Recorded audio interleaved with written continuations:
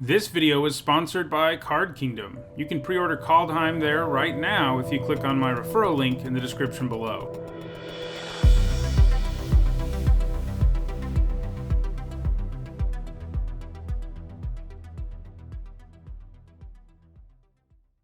Hi everyone, I'm Nitsa Hone, and today I'm concluding the card-by-card evaluation part of my limited set review for Kaldheim. So far I've given my thoughts on all the monocolored cards in this set, and today I'll be looking at everything else, which means the multicolored and colorless cards in this set. In this video, I'll evaluate all multicolored and colorless cards in Kaldheim for the limited format. I'm only talking about limited and no other formats. I end my discussion of each of these cards by giving them a letter grade. If you're new to my set reviews, you can find an explanation of the grades in the description below. Also keep in mind that this is my evaluation of the cards before playing with them, and I'm undoubtedly going to be wrong about some things, but keep in mind usually when I am wrong, it's because I underrate cards and not overrate them. Alright, let's look at our first multicolored card. First up, it's Agar the Freezing Flame, which for one generic, a blue and a red, is a 3/3 legendary creature giant wizard at uncommon, and it says, whenever a creature or planeswalker an opponent controls is dealt excess damage, if a giant wizard or spell you control dealt damage to it this turn, draw a card. This is a neat design, and obviously it's the signpost uncommon for blue-red, at least one of the signpost uncommons for blue-red. And this is a pretty cool design. Basically, if you do more damage to a creature than it has toughness, you get to draw a card, provided the source of that creature is a giant wizard or spell. And of course, that includes Agar, which means that if a 2/2 blocks, for example, you get to draw a card. That's pretty sweet, and this kind of card will really warp games where your opponent might have to choose between blocking more effectively or allowing you to draw a card, and that's never a good choice. You shouldn't have that hard of a time if you're in blue-red of getting a deck together that can trigger these things. I think this is a first pickable signpost uncommon. I'm giving it a B-.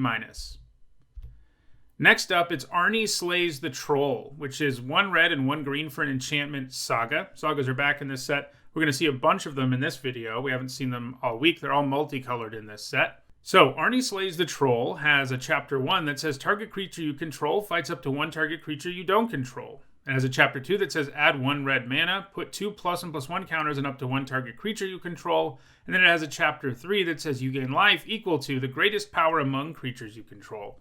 This seems pretty nice to me. It starts out with a fight effect, which is effectively a removal spell, even if it is a somewhat restrictive and situational one. You won't always have a good fight to make happen, but you will often enough in a red-green deck. Chapter 2 gives you some counters and some mana too, and Chapter 3 gives you some life. None of these chapters individually are that impressive, but if you think about the amount of mana you're paying, you're going to be pretty happy. It is notable that you don't have to fight with Chapter 1 if you think you could use Chapter 2 and 3, though usually I think you want to be fighting with this.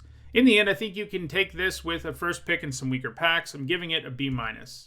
Next up, it's Ascent of the Worthy, which for one generic, a white and a black, is an uncommon enchantment saga. Chapter 1 and 2 are the same, and it says choose a creature you control. Until your next turn, all damage that would be dealt to creatures you control is dealt to that creature instead.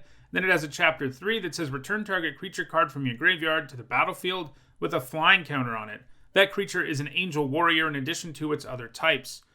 I think it looks to be pretty good. The ability to redirect damage sometimes just won't matter at all, but sometimes it will really mess things up for your opponent. It will allow you to attack with your board in some scenarios without fear of losing your attacking creatures, and that's pretty nice. It does a similar job if you're on defense, allowing you to block much more effectively than you would otherwise be able to. Then in the end, you pay 3 mana to reanimate a creature, giving it flying, and that's pretty efficient, even if it is slow.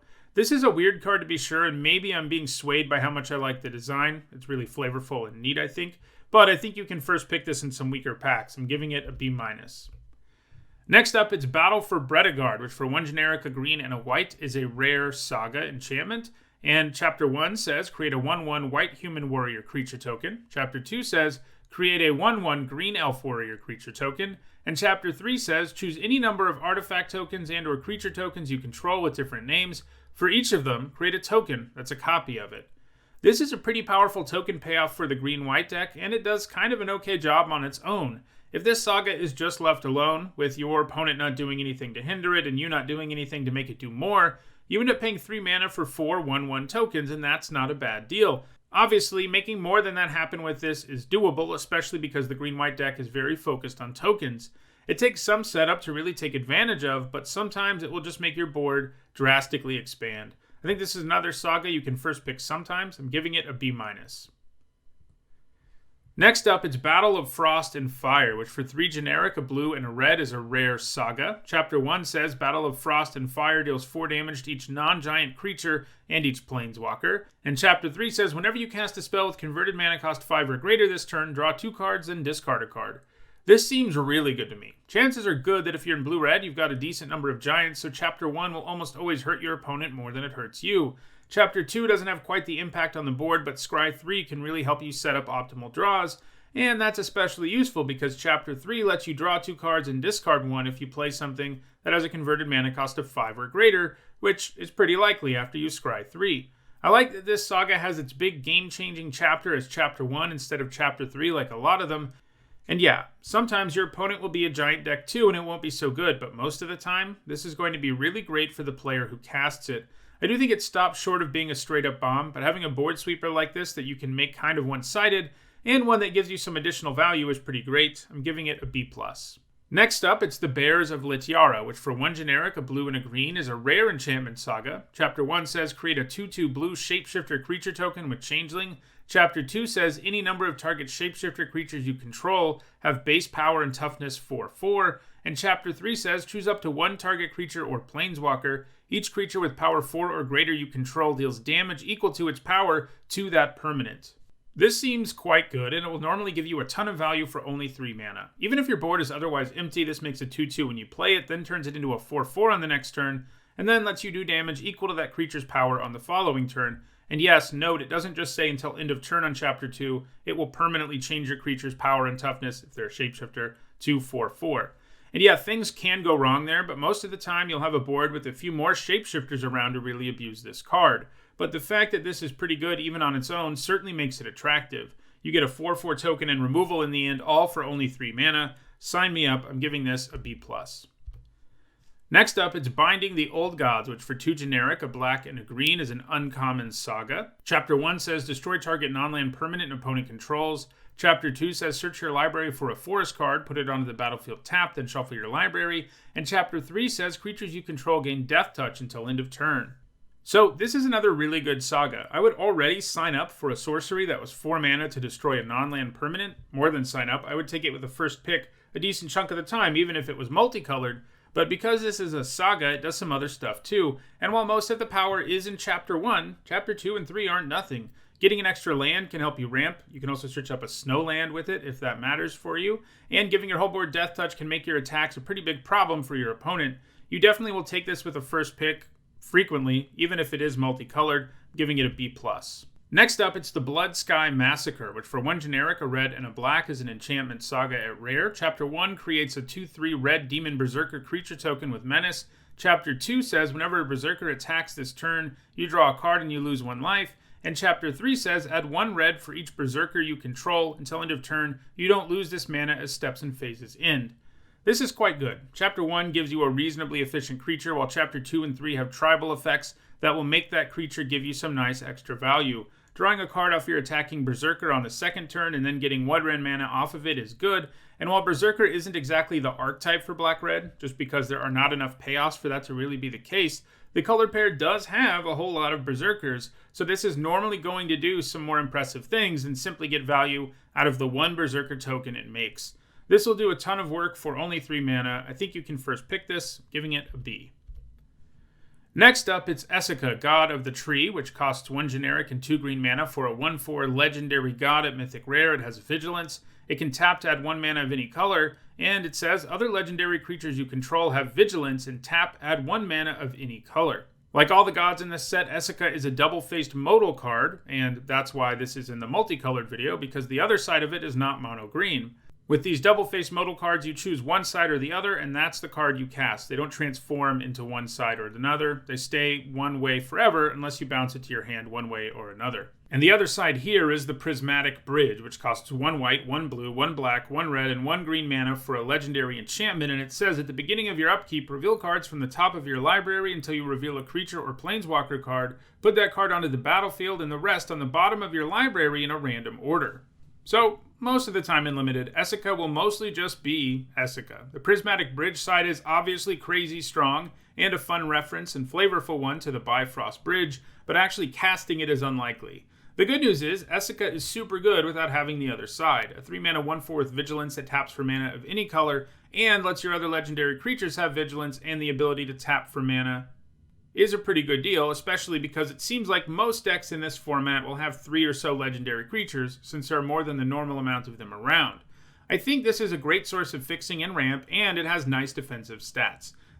The Prismatic Bridge part also being there is only upside, because obviously if you do have the mana to play it, that's the side you're going to choose most of the time, but I wouldn't count on making that happen, especially because Essica can't help you do it.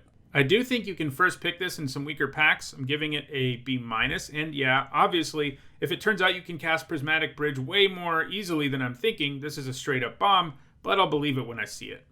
Next up, it's Fall of the Imposter, which for 1 generic, a green and a white is an uncommon saga. Chapter 1 and 2 are the same, and they put a +1/+1 counter on up to 1 target creature, and Chapter 3 exiles a creature with the greatest power among creatures target opponent controls. This is another nice saga. Most of these are like a B- or better. We'll see a few exceptions, but we've already seen that to be the case so far, and it's mostly going to continue. 3 mana for a +1/+1 counter won't make it feel like the greatest investment ever at first, and really, even after you get the second counter, it won't feel great either, but hey, it does impact the board a little bit at least. The most value the card gives you is with Chapter 3, which will typically take down your opponent's best creature, and that means you spent 3 mana for 2 +1/+1 counters and a removal spell, which is actually crazy efficient. It is, of course, slow, and sometimes you'll really wish you could just kill their creature first, but I still think this is efficient enough in the long run that you want to first pick it in some weaker packs. I'm giving it a B-. Next up, it's Firia, Judge of Valor, who costs 2 generic, a white and 2 black, and she's a 2/4 legendary angel cleric at uncommon. She comes with flying and lifelink, and whenever you cast your second spell each turn, look at the top 3 cards of your library, put one of them into your hand and the rest into your graveyard. So, this is interesting. Color pie-wise, I'm not sure how I feel about black-white being about casting more than 1 spell a turn, and that's the main thing that color pair will be doing. This is the signpost uncommon for it. But regardless of weird color pie stuff, this seems like a nice card for limited. A 5 mana 2/4 with flying and lifelink is sort of passable, and then if you can trigger her ability even once, you're going to be in business. Keep in mind, too, it's better than draw a card because you get some card selection at the same time. She also helps you load up your graveyard, and that can matter sometimes. The ability itself can help you trigger it again next turn, too, since the extra card you get will likely be a spell. So, yeah, I think you can first pick her sometimes. I'm giving her a B-. Next up, it's Firia's Retribution, which costs 1 generic and 2 white and a black. It's a rare saga, and its Chapter 1 creates a 4/4 white angel warrior creature token with flying and vigilance. Its Chapter 2 says, until end of turn, angels you control gain tap, destroy target creature with power less than this creature's power. And Chapter 3 says, angels you control gain double strike until end of turn. So, this is another really good saga. It impacts the board immediately with its Chapter 1 effect, and a 4 mana 4/4 angel with flying and vigilance is probably about a B- when it costs 2 different colors of mana like this. Chapter 2 then lets you turn all of your angels into removal spells, and you're likely to have at least one because of Chapter 1, and Chapter 3 will make your angels really scary by granting them double strike. So, even if your deck has 0 other angels, this is going to be a good card. Getting a token that kills something and then can hit hard in the air is great. If your deck has other angels in it when this comes down, it will be completely busted. I think your typical black-white deck in this format will have at least a handful of angels, and that will make this do a lot more than what's printed on this card. Now, if your board doesn't have angels by Chapter 2 and 3, this won't feel so good, but if that's the case, your opponent likely traded 1-for-1 with your angel token, so it isn't like it's the end of the world or anything.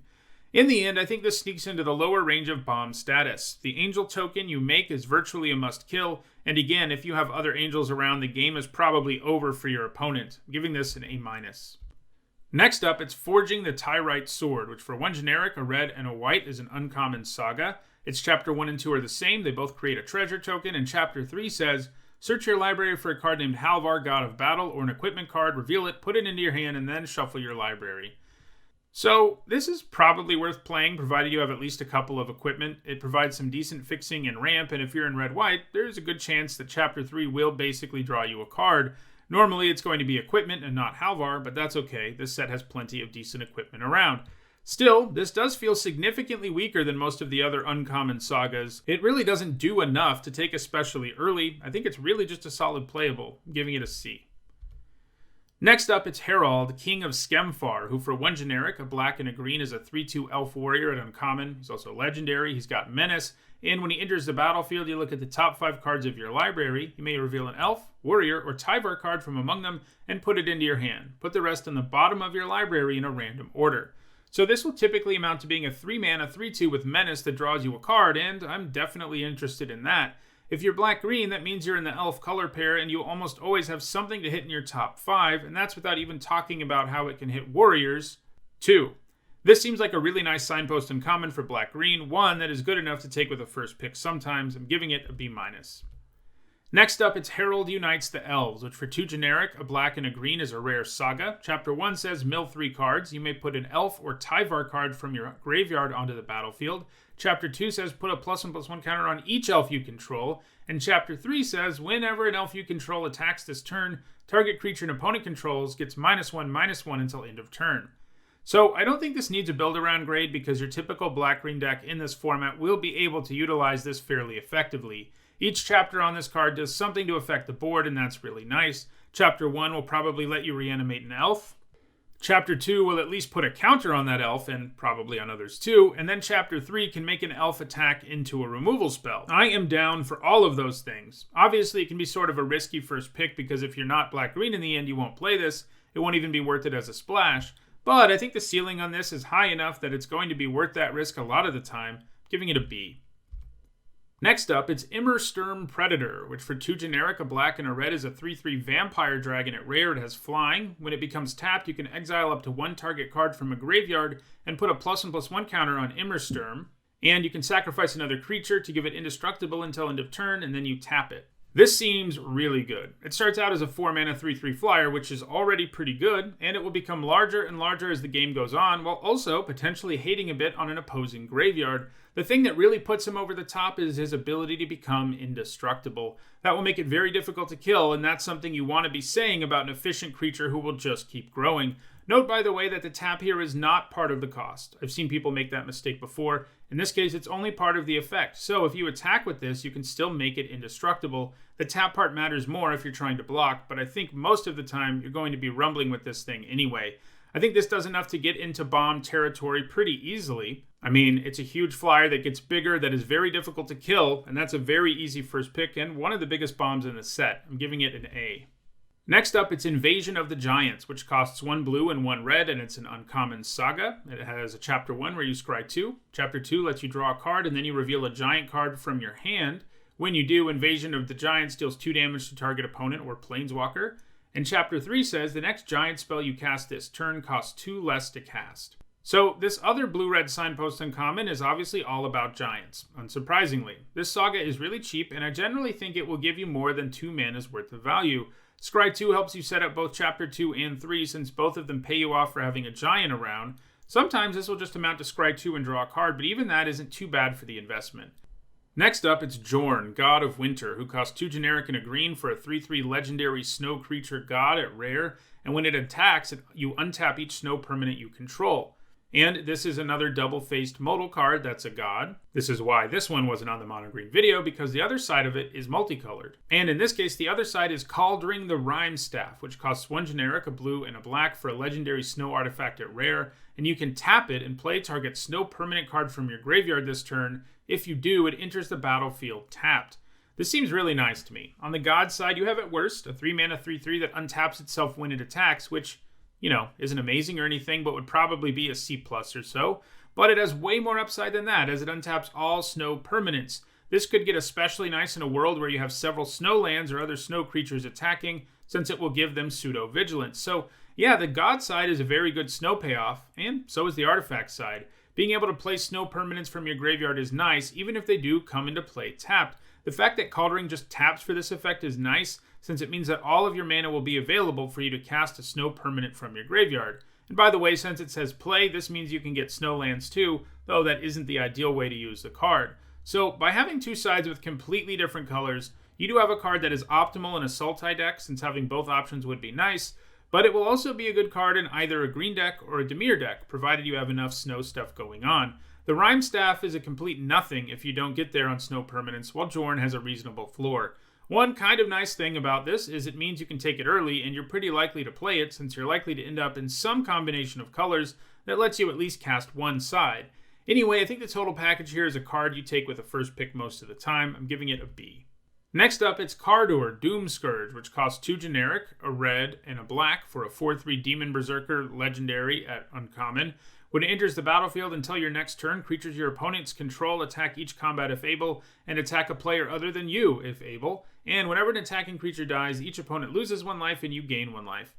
This is kind of a weird card. Obviously, unless you're playing a rather rare game of multiplayer limited, your opponent won't be able to attack other players, they'll just be attacking you. That part of the card is mostly just there for EDH. But anyway, for limited, this still seems pretty good. Forcing all of your opponent's creatures to attack you can make a big impact, not only because you can set up blocks to kill their creatures, which with Carrus in play also means you'll drain them 1 life, but also because it opens your opponent up for a crackback that might just be lethal. In other words, your opponent will have to attack in what is likely a less than optimal situation, while you'll be able to attack in a pretty good one. Now, if your opponent's board is significantly better than yours, things might not go so well, but if that's true, well, they were probably going to attack you with everything anyway. Note, by the way, that it doesn't matter who controls an attacking creature for the Drain Life trigger, so it matters what dies when you attack and when your opponent attacks.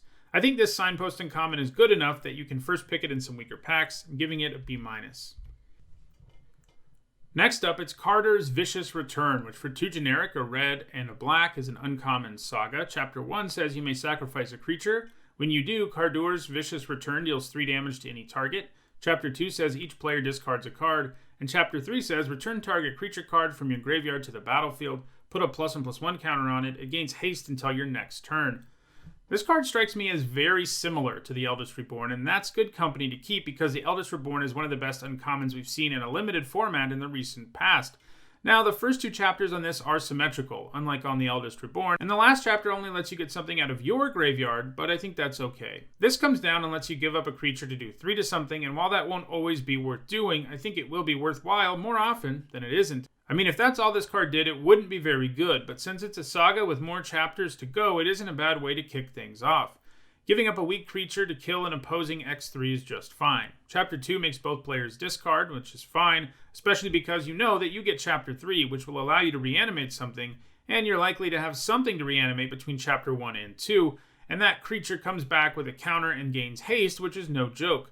Overall, I think this delivers a ton of value, and is kind of a poor man's The Eldest Reborn, but that's still good enough to be worth taking with a first pick in some weaker packs. I'm giving this a B-.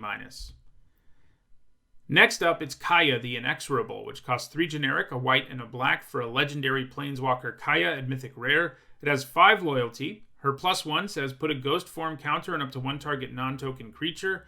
It gains when this creature dies or is put into exile, return it to its owner's hand and create a 1/1 white spirit creature token with flying. Her -3 says exile target non-land permanent, and her -7 says you get an emblem with, at the beginning of your upkeep, you may cast a legendary spell from your hand, from your graveyard, or from among cards you own in exile without paying its mana cost.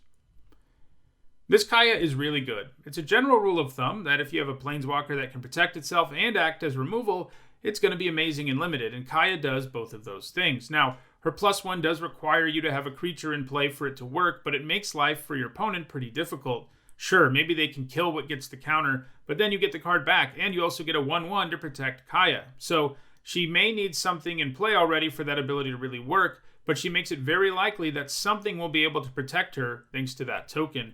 Note, by the way, that you can actually use her +1 on your opponent's creatures. Normally, I don't think you should do that for obvious reasons, but you do still get the 1/1 token when your opponent's creature dies, so there may be a corner case where that makes sense. Her -3 doesn't require nearly as much analysis. It kills pretty much everything, no questions asked, and that's awesome. Her ultimate is a little challenging to make work in limited, but it doesn't really matter. The +1 and -3 are enough for her to dominate games in limited. Kaeya is a bomb, and I'm giving her an A. Next up, it's King Narfy's Betrayal, which for 1 generic, a blue, and a black is a rare saga. Chapter 1 says each player mills 4 cards, and you may exile a creature or planeswalker card from each graveyard. And Chapter 2 and 3 are the same, and they say until end of turn you may cast spells from among cards exiled with King Narfy's Betrayal, and you may spend mana as though it were mana of any color to cast those spells. This seems pretty nice. Because this mills 4 and most limited decks are creature heavy, you will virtually always be able to exile something from both your graveyard and your opponent's. That basically means this is a slow 3 mana draw 2, but one that has some very serious card selection. Stealing a planeswalker with this is likely to result in many rage quits. Obviously won't happen much, but it will be funny. At any rate, the card advantage it gives you, along with the likely card quality, makes me pretty interested in this card, and it will be especially devastating late when graveyards are big. I think you can first pick it most of the time. I'm giving it a B. Next up, it's Call, the Forge Master, which for 1 red and 1 white is a 2/2 legendary dwarf warrior at uncommon. And whenever another non-token creature you control dies, if it was enchanted or equipped, return it to its owner's hand. Creature tokens you control that are enchanted or equipped get +1/+1. So obviously enough, red-white is interested in equipment and auras as well as going wide. Cole does a nice job of encapsulating all of that in a single card. Returning creatures who die while equipped or enchanted is nice as it overcomes one of the major downsides of those types of cards, the huge tempo loss you can get from equipped creatures dying, and the complete blowout of a 2-for-1 from a creature dying while it has an aura. Pumping equipped or enchanted tokens is pretty nice too, especially because it all comes in a 2-mana 2/2 package. I do think this will be challenging enough to build around that it isn't the kind of signpost uncommon I see myself first picking. I'm giving it a C+. Next up, it's Coma, Cosmo Serpent, which costs 3 generic, 2 green, and 2 blue for a 6/6 legendary Serpent at Mythic Rare. It can't be countered, and at the beginning of each upkeep, you create a 3/3 blue Serpent creature token named Coma's Coil. You can sacrifice another Serpent and choose one, tap target permanent, its activated abilities can't be activated this turn, or Coma Cosmo Serpent gains indestructible until end of turn. Well, this is obviously a bomb. Note that you get a Serpent token every single upkeep, which includes your opponents, and that's important because Coma can turn those Serpent tokens into one of 2 powerful effects. Your opponent will basically never be able to untap and kill Coma because by the time it gets to their main phase, you will have a Serpent you can sacrifice to him to make him indestructible, and the Serpent fuel will only keep on coming. Making things tapped and turning off activated abilities isn't quite as powerful, but it's another nice effect. Basically, Coma generates Serpent tokens like crazy and is very difficult to kill. He will take over pretty much every single game when he comes down. This is an easy A. Next up, it's Maya, Felidar Protector, who for 2 generic, a green, and 2 white is a 2/3 legendary human warrior at uncommon. Other creatures you control get +1/+1, and whenever a land enters the battlefield under your control, create a 1/1 white human warrior creature token. This is a very powerful uncommon. In fact, I wouldn't have been surprised to see it at rare. Anthem effects are a powerful thing, especially when they come attached to a creature. And sure, the creature itself doesn't have the most impressive of stats, but it will typically be adding a ton of power and toughness to the board, especially because it comes with landfall that makes 1/1 tokens. The ideal thing to do with it will often be to play it and then play a land so you get at least some value if Maya dies, but given that Maya will usually reshape the board anyway, it will be pretty challenging not to get some value out of the card. Overall, I think this is a pretty first pickable card, even if it is multicolored and has somewhat of a challenging mana cost. I'm taking it pretty highly. I'm giving this a B. Next up, it's Morate of the Frost, who for 2 generic, a green, and 2 blue is a legendary snow creature shapeshifter at uncommon. It has Changeling, and you may have it enter the battlefield as a copy of a permanent you control, except it's legendary, and snow in addition to its other types. And if it's a creature, it enters with 2 additional +1/+1 counters on it and has Changeling. This is another really nice signpost uncommon. Clones tend to be nice because they can be whatever the best creature on the battlefield is, or in this case, whatever your best permanent is. Though clones that cost 5 do start to be a little less attractive, the reason for that is because it's normally less likely that you'll be able to get 5 mana's worth of value out of it. But the whole 2 +1/+1 counter thing is no joke, and it will often make it hard for Morate not to give you 5 mana's worth of value. As long as you're copying something that costs 3+ mana, it will feel nice, and oftentimes you're going to get a lot more than that. I think you'll be copying creatures with this like 90% of the time, but the fact that in a pinch you can also copy an aura removal spell and stuff like that is definitely some nice additional upside. It also has legendary and snow upside, both things that are relevant for some cards in this format. I think you can first pick this over most of the common and uncommons in the set that aren't really great removal spells, even if it is multicolored. Just seems like a lot of upside to me, giving it a B. Next up, it's Narfy, Betrayer King, who for 3 generic, a blue and a black is a 4/3 legendary snow creature zombie wizard at uncommon. Other snow and zombie creatures you control get +1/+1, and you can pay 3 snow mana to return Narfy, Betrayer King from your graveyard to the battlefield tapped. So this is a zombie snow lord, and that's pretty cool. In most blue-black decks, Narfy will likely be able to pump at least half of your creatures, and that's more than enough for Narfy to be pretty powerful. His recursion ability won't always be something you can use, but the good news is that he's going to be nice to bring back even in the late game. Note, by the way, that you can do it at instant speed, and you may be able to take advantage of that to really surprise your opponent with the additional stats boost for your creatures. I think this is another first pickable signpost uncommon. I'm giving it a B-. Next up, it's Nico Heiress, which costs X, a white, and 2 blue. It's a legendary planeswalker Nico at Mythic Rare, and it has 3 loyalty. When Nico Heiress enters the battlefield, create X shard tokens. These shard tokens are enchantments with pay 2, sacrifice this enchantment, scry 1, then draw a card. Their +1 ability says up to 1 target creature you control can't be blocked this turn. Whenever that creature deals damage this turn, return it to its owner's hand. Their -1 says Nico Heiress deals 2 damage to target tapped creature for each card you've drawn this turn, and Nico has another -1 which says create a shard token. This is a pretty cool planeswalker that I think has a fairly unique design that doesn't just feel like yet another planeswalker. One thing I really like here is that if you're able to pump some mana into X, Nico Heiress will have a permanent effect on the board even if they die right away, and those shard tokens are no joke. I loved clue tokens, and these are basically better versions of those. It's also nice that you don't have to put any mana into X. You can even just cast Nico Heiress for 3 mana, and even without shards, Nico is pretty nice. The +1 is pretty interesting. Making a creature unblockable is nice. Having it bounce back to your hand won't be ideal, but sometimes you can make that into upside thanks to Enter the Battlefield abilities. In a weird way, you can also make that effect into protection for Nico, since if it bounces to your hand, you can play it again, and now it can block on your opponent's turn. Then the -1 is a nice removal effect. Nico will usually be able to do 2 damage to a tapped creature right when they come down, and if you have some shards lying around or other ways to draw cards, Nico can really threaten to kill more things. Nico can then, of course, make more shard tokens. Overall, I like Nico. Seems like a card drawing engine, and I'm always on board for that. They don't protect themselves super well, and the removal effect isn't the best one around, but the fact Nico will leave behind value in the form of shard tokens in most cases makes them well worth a high pick. But the fact Nico will leave behind value in the form of shard tokens in most cases makes this an attractive card, a high pick for me. Though I don't quite think Nico gets to bomb status. I'm giving Nico a B+ for now.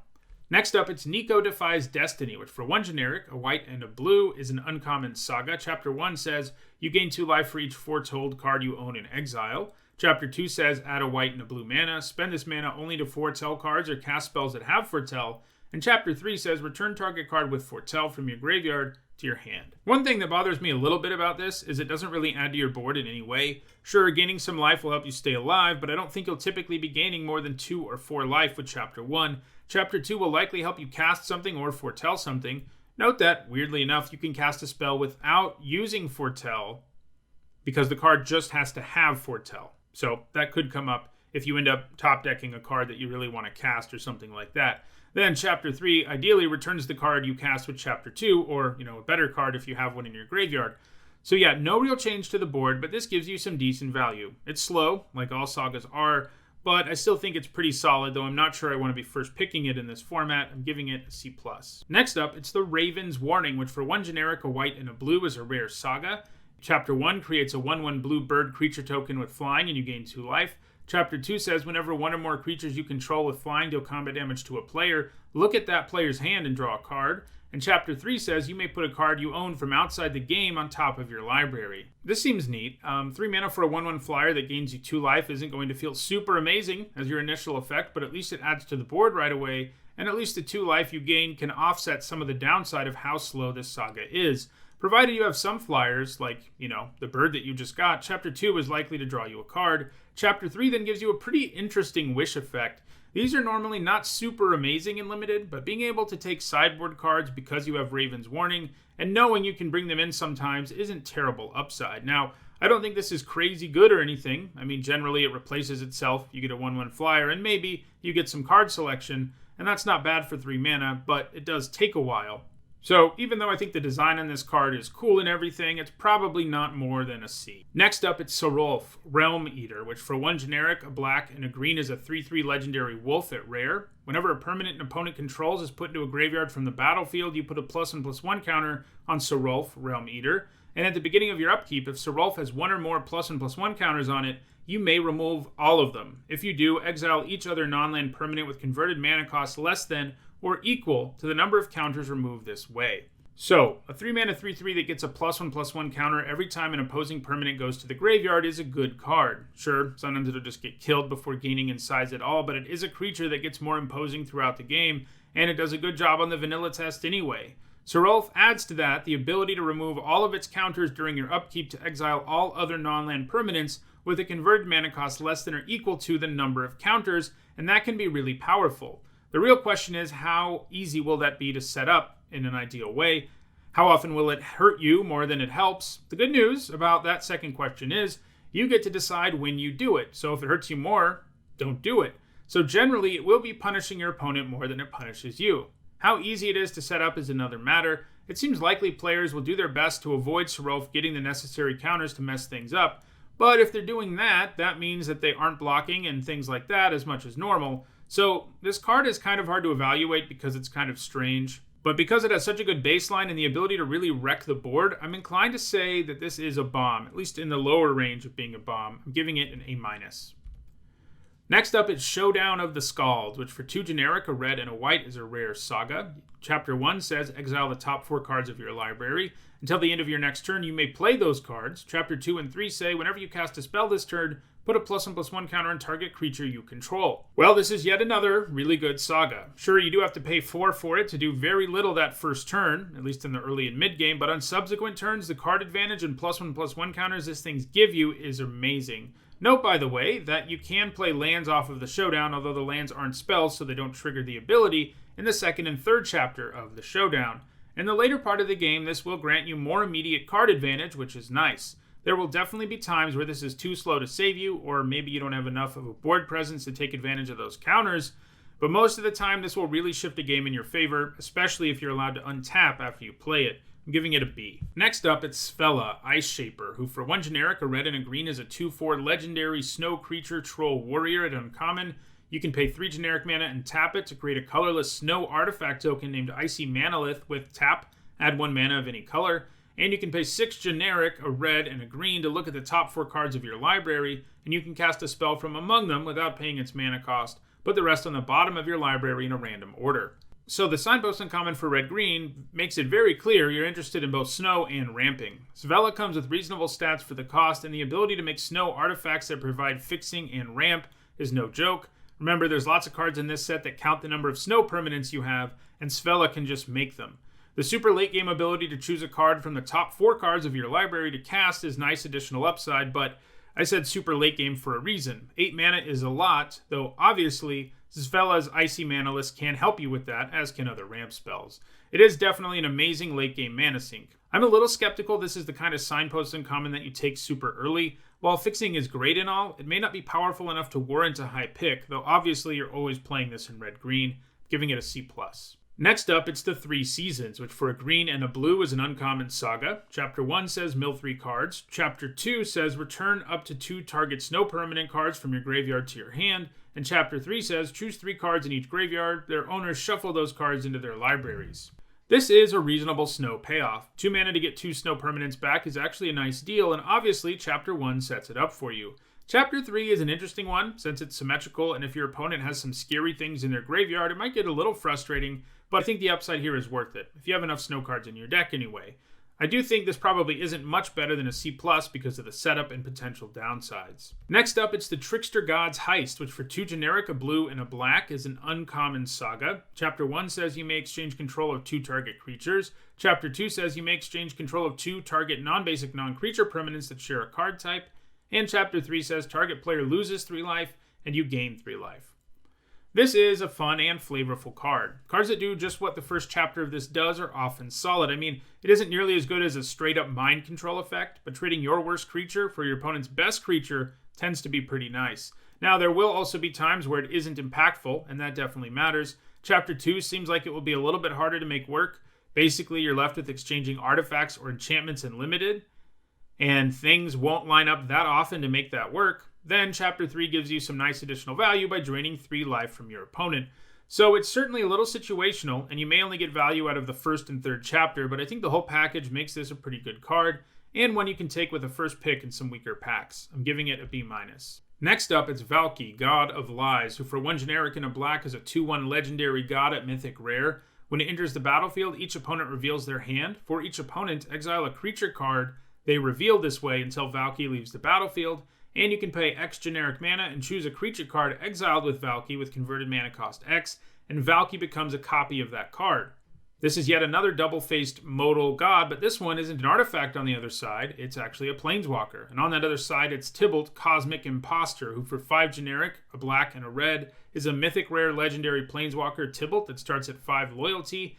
He has an Enter the Battlefield ability that says, as Tibalt enters the battlefield, you get an emblem with, you may play cards exiled with Tibalt Cosmic Imposter, and you may spend mana as though it were mana of any color to cast those spells. He has a +2 that exiles the top 2 cards of each player's library, and he has a -3 that exiles target artifact or creature, and a -8 that exiles all cards from graveyards and adds 3 red mana. So this is really good, and it's also really cool flavor to have Tibalt disguising himself as the Kaldheim Trickster God.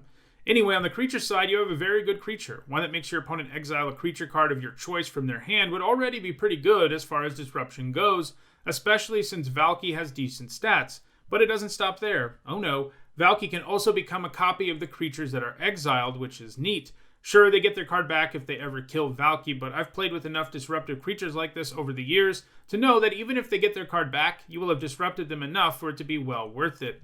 If this was just the Valky side, I think it would be a B, but then you add the Tibalt side to the mix and things get really crazy.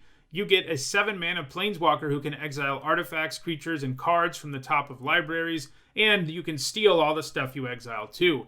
He does start with kind of low loyalty for the cost, and he isn't able to protect himself with tokens or whatever, but his abilities will snowball, and you'll start casting creatures with him that will protect him in the long run. His ultimate is cool too, but honestly not a completely game-breaking one, unless you're allowed to make it to your next turn. And it's one of those, it doesn't create an emblem that sticks around. You basically have to take advantage of it right away. If Tibalt dies, you don't get anything out of it. If he was just the Planeswalker side, he'd probably be a B+, and I think that by adding the flexibility of choosing a side to the mix, Valky, which you can play in the early game, and Tibalt, which you can play in the late game, you end up with a card in the lower range of bomb. I'm giving this an A-. Next up, it's Vega, the Watcher, which for 1 generic, a white and a blue, is a 2/2 legendary bird, spirit, and uncommon. It has flying, and whenever you cast a spell from anywhere other than your hand, draw a card. This seems like a really strong signpost uncommon, and obviously it's pushing you towards foretelling stuff. It has the always respectable stats of a Windrake to go along with the ability to draw you a card every time you cast something using Foretell, and I think the total package here is enough to spend a first pick on pretty often. There's lots of Foretell in blue and white. You're going to draw lots of cards with this, and that will just snowball in the long run. I'm giving this a B.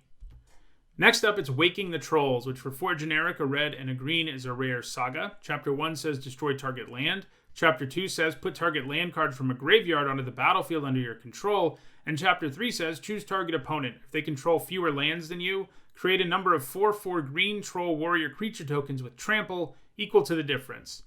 So this card has a cool design, but I don't think it's going to be especially good.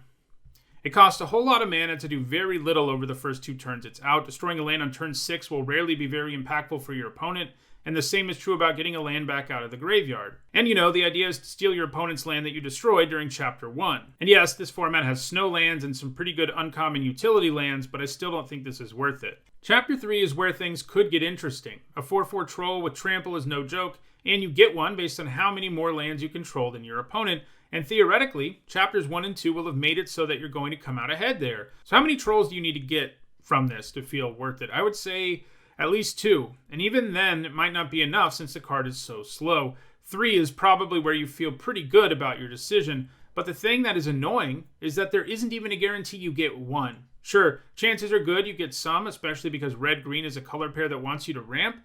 But sometimes you'll get this late and it will basically do nothing, and it only does nothing very, very slowly. I like the design of this card, but I don't think I want to be playing it most of the time in Limited. I'm starting it at a D+.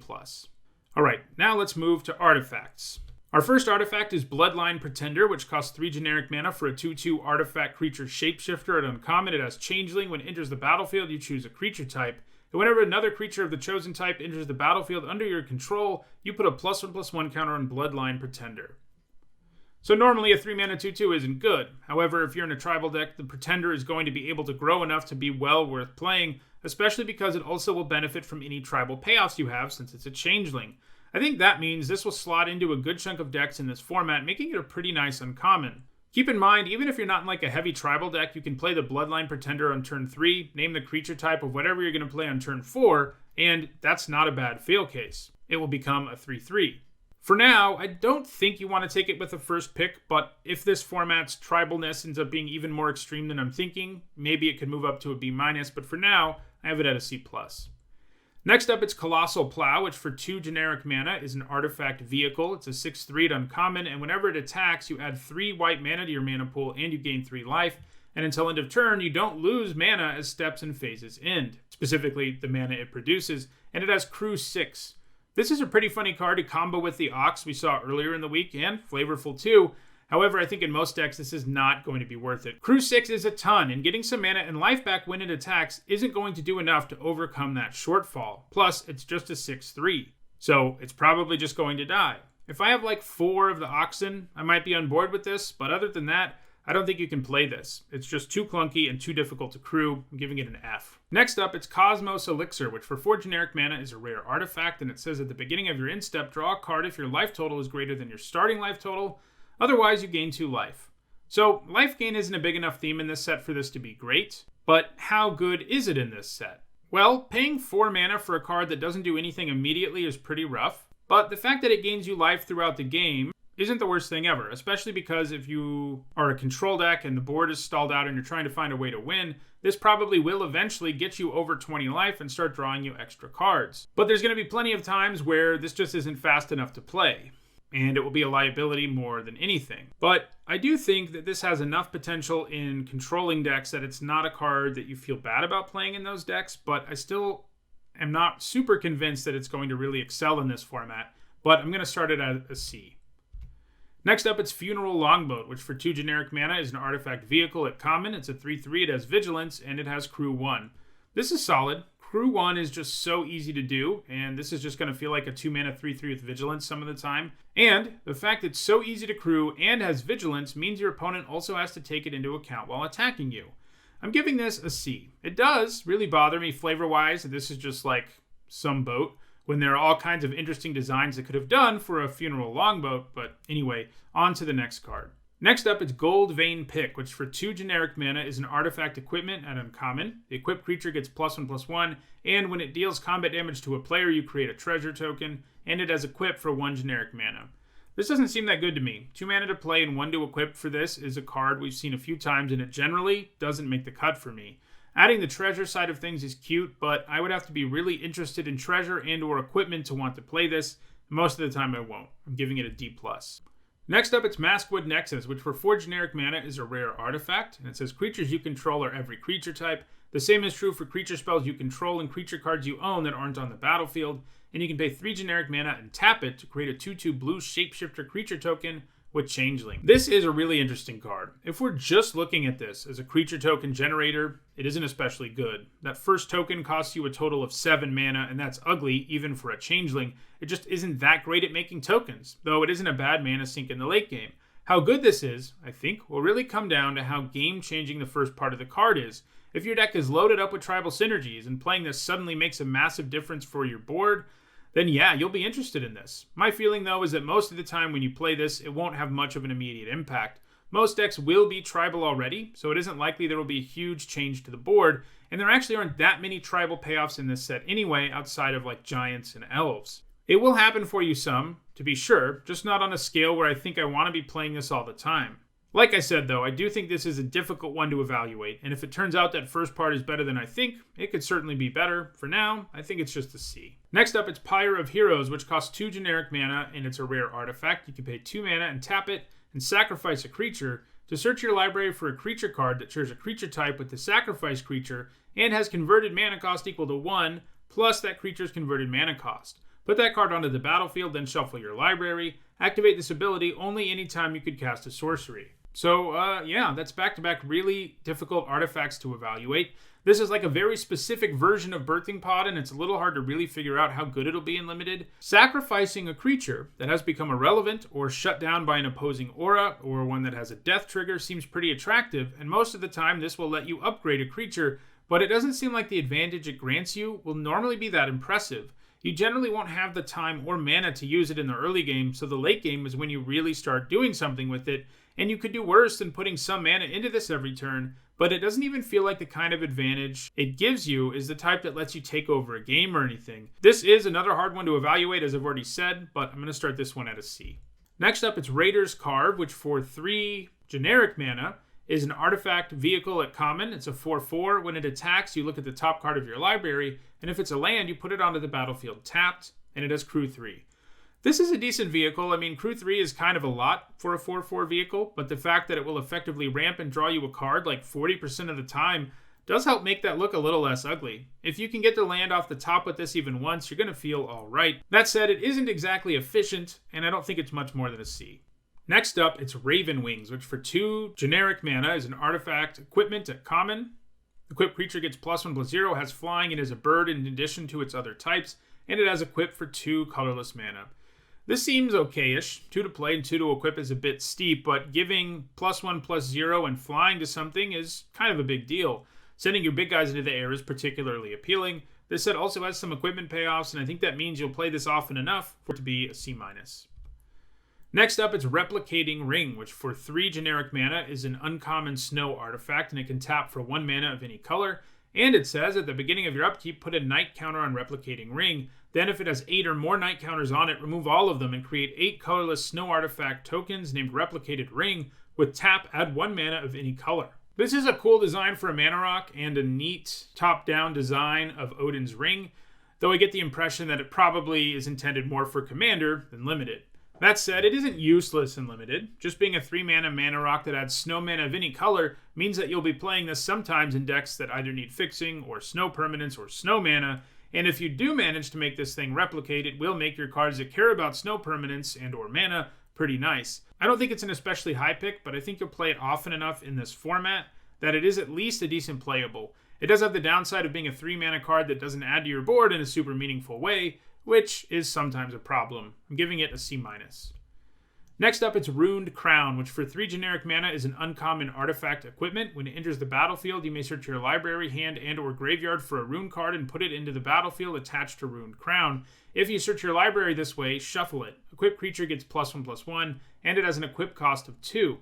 So, like the Runeforged Champion we saw when we looked at white, Runed Crown is super dependent on having runes to actually be worth playing. 3 to play and 2 to equip is very ugly for +1/+1.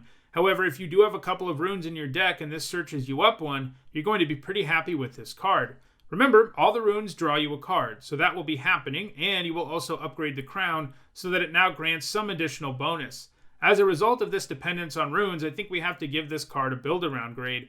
After all, runes are uncommon, and you can't just pick this up and hope you get them. It's an F with 0 runes. It's just too inefficient. With 1 rune, you can play this more comfortably, but like with Runeforged Champion, you probably want to have at least 2, so chances are there's 1 left in your library for you to find that you haven't already played. It does actually let you put 1 into play from your hand if you want to, so if you've drawn it, it's not a huge deal. Though it would be considerably better to be able to search for it than play 1 from your hand. So in a deck with a couple of runes, this probably bumps up to a C+. Like with Runeforged Champion, I would say don't bother grabbing this until you have at least 1 rune, unless it's one of the last picks in a pack or something. But yeah, F in most decks, C+ in a deck with a couple of runes. Next up, it's Scorn Effigy, which for 3 generic mana is a 2/3 Scarecrow at common, and it has Foretell for 0.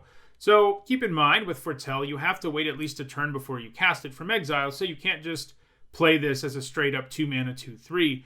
It's more like a 2-mana 2/3 with Suspend 1, although Suspend actually gives haste, so that's not a perfect comparison. Point is, though, you won't be playing this the same turn you Foretell it.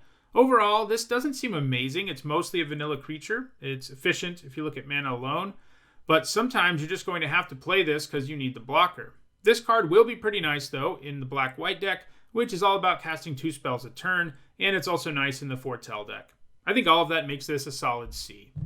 Alright, our last artifact before we move on to lands is Weathered Runestone, which costs 2 generic mana. It's an uncommon artifact, and it says non-land permanent cards in graveyards and libraries can't enter the battlefield, and players can't cast spells from graveyards or libraries. This isn't really here for Limited. It's a hate card for constructed sideboards, and one that won't have much of an impact on most of your games in Limited, so never play this. I'm giving it an F. Alright, now we move to lands, and we start with the cycle of Snow Dual Lands. All of them produce 2 colors, and there's 1 for every color pair, and they all enter the battlefield tapped, and they all also have the land types of the same colors they could produce. So Alpine Meadow here, for example, is a snowland, mountain, plains. It can tap for red or white, and it enters the battlefield tapped. These lands at common is nice, and it will make fixing a little bit easier. It will also just make mana in 2-color decks a lot better. Obviously enough, they're also snowlands, and snow is obviously a super type that matters, and you have to draft snowlands to put them in your deck, and that's important. Most decks will have at least a few cards that really care about snow mana and or snow super types, and some decks will be loaded up with a lot. So, while these are tap lands, I think they are deceptively good 2-color lands since they have some real upside.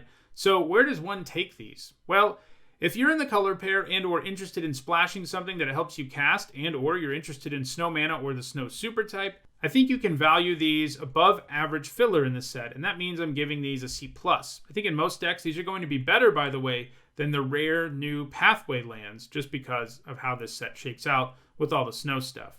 Next up, it's Essica God Armory, which is an uncommon land that enters the battlefield tapped. It can tap for 1 white mana, and it has an activated ability that costs 1 generic, 2 red, and a white, and you tap it and sacrifice Essica God Armory, and you search your library for an aura card and or equipment card, reveal them and put them into your hand, and then shuffle your library. So this is a first of a cycle of really neat utility lands, all of which enter tapped, tap for 1 color of mana, and then have an activated ability that costs 2 colors of mana and sacrifices the land. And they're all pretty nice. One should never underestimate utility lands like this. I think some will look at these and think, well, it comes into play tapped and it has an ability that will likely take most of my mana in a turn, so it isn't very good, but those people are wrong. Think of each of the cards in this cycle as a land that becomes a relevant spell in the late game. That's kind of like card advantage, and that's effectively what they are. The effects on these are all really there to be used late, and that's awesome, because you know what most lands do when the game gets late? Yeah, nothing. Essica God Armory and the rest of this cycle give you something to do with your lands. In the case of Essica God Armory, you draw up to 2 cards, provided you have an equipment and 1 aura in your deck.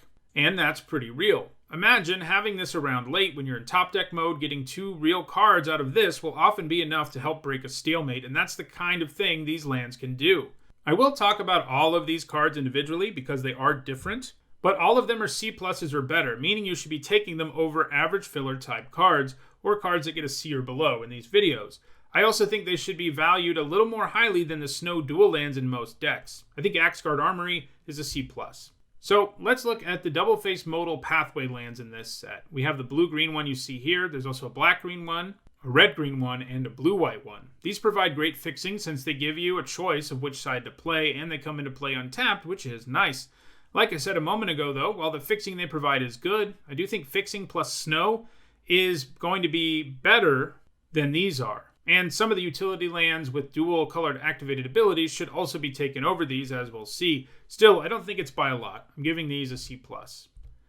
Next up, it's Bredegard's Stronghold, an uncommon land that enters the battlefield tapped. It can tap for 1 green mana, and you can pay green and 2 white, tap it, and sacrifice Bredegard's Stronghold to put a +1/+1 counter on each of up to 2 target creatures you control, and they gain vigilance and lifelink until end of turn. Activate this ability only anytime you could cast a sorcery. So, because when we looked at the first card in this cycle, I went pretty deep on why these utility lands are really good, I'm going to refrain from restating that every time. So, let's just focus on what this land does in particular. So, making 2 creatures bigger and giving them vigilance and lifelink is no joke. Those 2 keywords combined can really help you win a race, since you gain life and allow your creatures to hang back as blockers. So, like all of these, it's a card that can really help break a stalemate, and it's just a land that turns into a spell late, and that's really good. I'm giving this one a C+. Next up, it's Faceless Haven, which is a rare snow land. You can tap it for colorless mana, and you can pay 3 snow mana to have it become a 4/3 creature with vigilance, and all creature types until end of turn. It's still a land. Typically, I really like creature lands. Like other utility lands, they're cards that can produce mana for you early, and then late they do something pretty real. In this case, turning into a 4/3 with vigilance is pretty darn real. A creature land like this is hard to deal with, since sorcery speed spells just won't do anything to it, and 4/3 is enough of a threat that it will matter sometimes. All creature types also means it may gain some bonuses from tribal payoffs if you have those in play. If this was easy to turn into a creature, it would probably be at least a B-. However, there is a problem here, namely that it needs 3 snow mana to do its thing. Now, because you're really only going to start turning this thing into a creature in the late game, that does mean you're likely to eventually get the snow mana you need, but 3 is still going to be a lot in some decks, and I think that keeps this card from being more than a C+. Next up, it's Gates of Istfell, which is an uncommon land. It enters the battlefield tapped. You can tap it to add 1 white mana, and you can pay 2 generic, a white, and 2 blue to sacrifice it and gain 2 life and draw 2 cards. So, the Azorius member of this cycle is also pretty nice, unsurprisingly. Cashing a land in the late game for a bit of life and a couple of cards is pretty nice.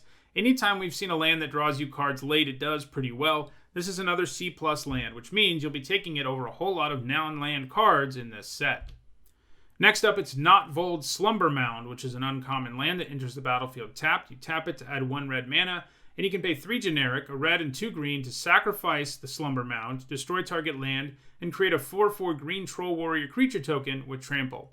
So this one is not too far from being a creature land. The fact it blows up a land isn't huge, but it might be bigger in this format than usual because of snow lands and this cycle. But a land that gives you a 4/4 trampler late is some nice late game value anyway. I think this is another C+. Next up, it's Great Hall of Starnheim, which is an uncommon land that enters the battlefield tapped. You can tap it for 1 black mana, and it has an activated ability where you can pay 2 white and a black and tap it to sacrifice it and a creature you control to create a 4/4 white angel warrior creature token with flying and vigilance. Activate this ability only anytime you could cast a sorcery.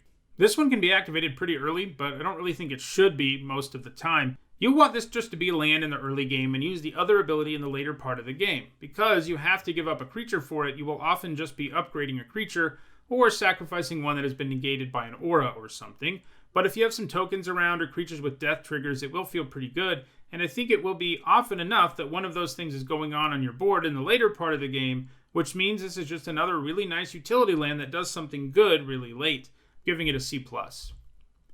Next up, we have Emmersterm Skullcairn, which is an uncommon land that enters the battlefield tapped. It can tap for 1 black mana, and you can pay 1 generic, a black, and 2 red, and sacrifice it to do 3 damage to a player. That player discards a card. This is probably the worst card in this cycle, but, that's relative. It's still a pretty good card. I think it's weaker than the others because one of its effects often has diminished returns by the late game, in particular, the discard a card part of the card. Mostly, this is just going to give you some reach, and maybe you end up getting some useful card out of your opponent's hand, but it won't line up that way very often. It is still a land that does something useful in the later game, and I'm always on board for that, and even this one I think is a C+, just, less of a C+ than the other lands in this cycle that I gave that grade to. It's kind of a 77, while the others are 79s, let's say. Next up, it's Litiara Mirror Lake, which is an uncommon land that enters the battlefield tapped. You can tap it for 1 blue mana, and you can pay 2 generic, 2 green, and a blue, tap it, and sacrifice it to create a token that's a copy of target creature you control, except it enters the battlefield with an additional +1/+1 counter on it. Activate this ability only anytime you could cast a sorcery. I think that this is one of the better cards in this already quite nice cycle. Making a copy of your best creature and making it a little bit better with a +1/+1 counter in the late game is no joke. This is a land that will add considerably to the board state in the late game, and that really shouldn't be overlooked. I think you can first pick this one in some weaker packs, giving it a B-. Next up, it's Port of Karfell, which is an uncommon land that enters the battlefield tapped. You can tap it for 1 blue mana, and it has an activated ability of 3 generic, a blue, and 2 black, and you tap it and sacrifice it to mill 4 cards, and then return a creature card from your graveyard to the battlefield tapped. So reanimating something in the late game is a huge deal, and if you have a powerful creature in play and you have Karfell Port around 2, your opponent is going to be in a lot of trouble. Now, sure, 6 mana to reanimate something isn't the most efficient thing ever, but that's fine, since it is really just here as late game effect on one of your lands. The fact it mills you does also mean that sometimes you'll find something really good to bring back. Also, note that it can do this at instant speed. Some other cards in this cycle can't, but it can. Now, your creature does come back tapped, but that's fine. Just being able to leave up mana for other things and then using this if you decide not to use that mana is pretty nice. Don't underestimate this utility land. Don't think of it as having an expensive reanimation effect. Think of it instead as a land that is a spell in the late game, because that's basically what it is. I'm giving it a B-. Next up, it's Shimmerdrift Vale, which is a common snow land that enters the battlefield tapped. When it enters the battlefield, you choose a color, and it can tap for 1 mana of the chosen color. This offers snow mana, fixing, and of course the snow super type, and all of those things are pretty darn nice. It is in most cases going to be better than the snow dual lands, although the fact that you have to choose one color and stick with it here does offer a little bit less flexibility once it's in play compared to the snow duals, which can always add 2 different colors. But still, this seems about as good as that land cycle to me, which means I'm giving it a C+. Next up, it's Skemfar Elderhall, which is an uncommon land that enters the battlefield tapped. You can tap it for a green mana, and you can pay 2 generic, 2 black, and a green, tap it and sacrifice it to give a creature you don't control -2/-2 until end of turn, and you can create 2 1/1 green elf warrior creature tokens.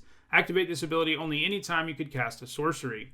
This land turns into a removal spell and a couple of tokens in the late game, and I'm all about that. The sorcery limitation is a bit of a bummer, but it would probably be insane if it didn't have it, so I guess I can live with it. I think this is one of the better cards in this cycle. I'm willing to first pick it in some weaker packs. I'm giving it a B-. Next up, it's Surtland Frostpyre, which is an uncommon land that enters the battlefield tapped. It can tap for 1 red mana, and for 2 generic, 2 blue, and a red, you can tap it and sacrifice it. You scry 2. Surtland Frostpyre deals 2 damage to each creature, and you can only do this as a sorcery. Doing 2 damage to everything and letting you scry 2 is a good deal, especially when it comes attached to a land. You won't always be able to get the value you want out of this, since maybe it hurts you more than your opponent, but adding scry 2 to the mix does help a little bit on that front. Still, the effect here is admittedly situational, but the cost of having this around is very low. I think you can take this over most average cards in the format. I'm giving this a C+. Next up, it's Tyrite Sanctum, which is a rare land that taps for colorless mana. You can pay 2 and tap it, and target legendary creature becomes a god in addition to its other types, and you put a +1/+1 counter on it. And you can pay 4 and tap it, and sacrifice it to put an indestructible counter on target god. This set does have more legendary creatures in it than most do, but it's not exactly Kamigawa. There aren't enough legendaries around for you to be able to support this very often. Because it hurts your mana base, I would think you need at least 3 legendary creatures before you run it, and even then I would be a little cautious about it.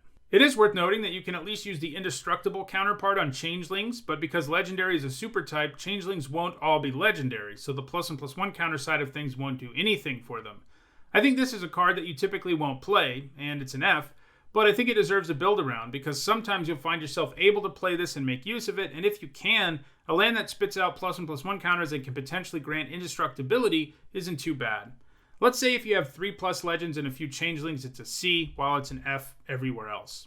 Next, it's the World Tree, a rare land that enters the battlefield tapped. It can tap for green mana, and it says as long as you control 6 or more lands, lands you control have tap, add 1 mana of any color, and then you can pay 2 mana of each color, in other words 10 mana, and tap it and sacrifice it to search your library for any number of god cards, put them onto the battlefield, and then shuffle your library. So early on, this is a forest that comes into play tapped, and then in the late game, it gives you incredibly good fixing. I feel like you'll always play this in a green deck that is more than 1 color, which, is all of them. The fact it can fix and help enable 3, 4, or 5 color decks is nice too. The god effect on it will basically never come up, but hey, it might be useful on rare occasions. Giving this a C+. Alright, so the last cards we're going to look at is all of the snow-covered basic lands. Normally, I don't look at lands in my set reviews, but the lands in this land slot this time around are all snow-covered lands, and because this set has a bunch of payoffs for them, I think it is worth talking about them. They function just like regular lands in every way, but the mana they produce can be spent on snow mana effects, and the snow super type has an impact on several cards in the set as we've seen throughout the week. I think generally you should value the non-basic snow lands over this, like the duels and such, but I think you should be taking snow-covered lands in most cases right at the C level, which means if there's a card you have a feeling might not make the cut, you should probably consider taking a snow land. There will be some decks in this format that don't care about snow lands at all, so you have to adjust how much you value them accordingly, but most of the time, I think these are a C. Well, those are all the multicolored and colorless cards in Kaldheim. While I've now completed my individual evaluation of every single card in the set, there is still one more video to come as part of my limited review week, and that will be my archetype guide, where I discuss the various synergies of each of the 10 color pairs in the set. If you want to buy any of the cards in this video, I have good news. You can pre-order Kaldheim at Card Kingdom. If you use my referral link in the description, you'll be taken right to their store. If you enjoyed this video, don't forget to like it and share it, as that makes it more likely other people will enjoy it too. If you want to stay up to date as my set review continues, don't forget to subscribe and turn on notifications. And if you need to catch up on the earlier videos in this review, you should see the playlist on your screen now. Thanks for watching.